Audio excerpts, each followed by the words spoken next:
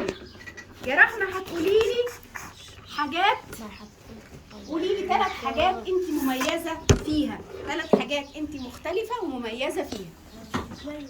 الصدق الصدق، والعلم والإخلاص. يعني انت ما بتكذبيش يا رحمه ولا بتكذبي احيانا مثلا؟ ممكن أكذب أحيانا.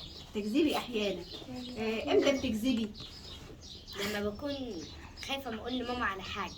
جميل. انا عايزه سقفه حلوه يا جماعه جدا لرحمه، لان عادي انها تكذب بس هي الخوف هو اللي بيخليها تكذب. تمام.